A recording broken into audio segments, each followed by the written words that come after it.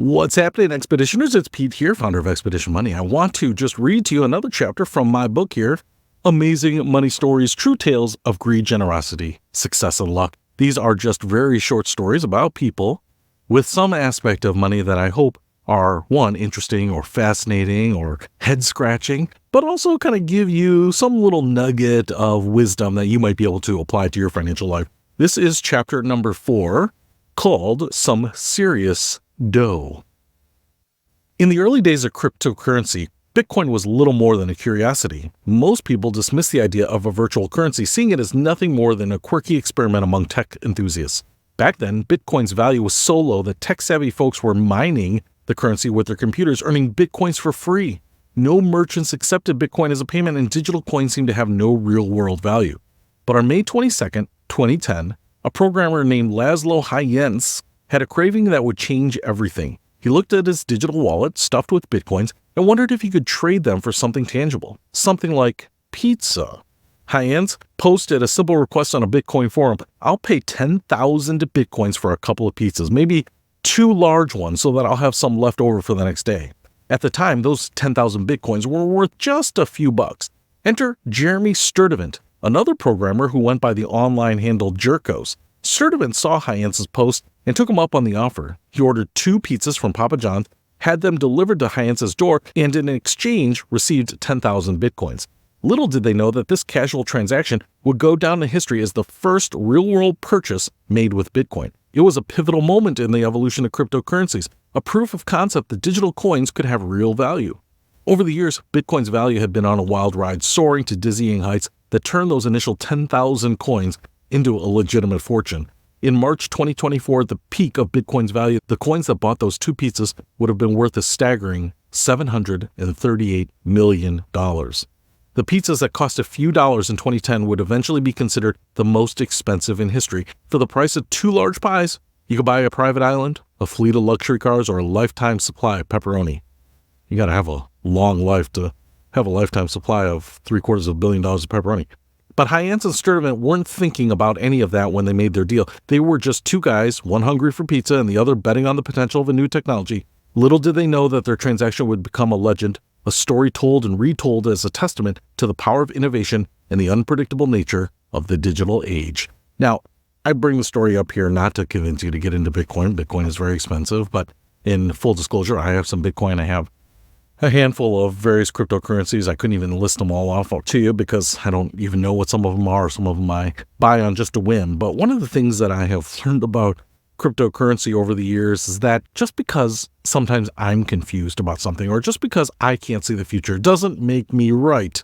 Someone who doesn't see what the potential is when other people see it. When Bitcoin was first pitched to me, it was a friend of mine, and he pitched it a couple times, and I didn't even hear the term distributed ledger. The technology of it wasn't even being pitched as something that was novel or interesting. In fact, it was just the idea of buying this cryptocurrency, this kind of digital online currency, and, potentially maybe I could pay someone online faster than I could if I were converting money, especially if I were paying someone in a different country or something like that, where you would have exchange rates between the different currencies.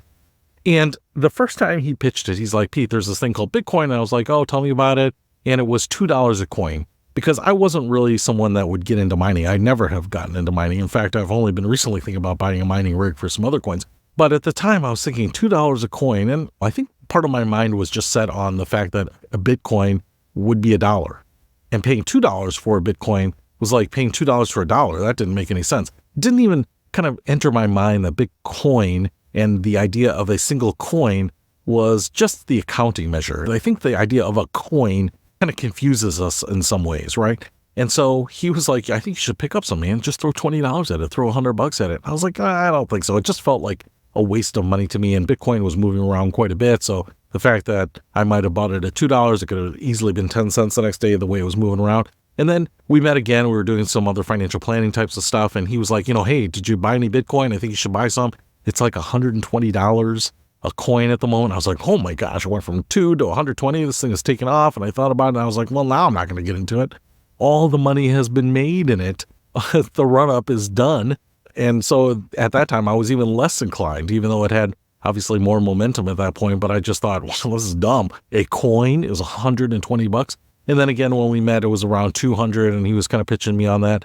And I didn't make a move until much later on Bitcoin. And I wish I had, because even throwing $100 or $200 at it, buying one or two coins, right? Obviously, with Bitcoin being $50,000, $60,000, $70,000 at any given day, having one or two coins would be $70,000 to $140,000. That's pretty amazing for $100 or $200 investment. Now, I say investment in quotes because I think Bitcoin and all the other cryptocurrencies are still speculative. There's nothing backing it like there is with a stock, a stake in the ownership of a company.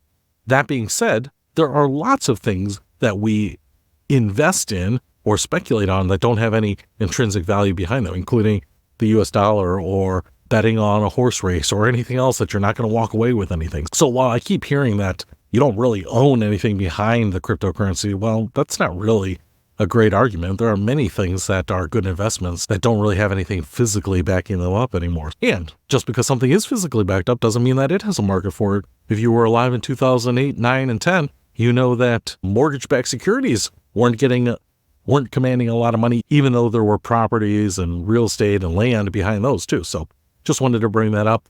Kind of my journey with Bitcoin. I wish I had gotten in a lot earlier, but for some of the people that did, they can be sitting on a lot of Bitcoin. I have many more stories about coming across and meeting people in the Bitcoin community and some staggering amounts of money that some people have. So if you want to read that story or many more stories, you can definitely pick up a copy of this Amazing Money Stories. I'll put a link to it in the description. I'll see you later.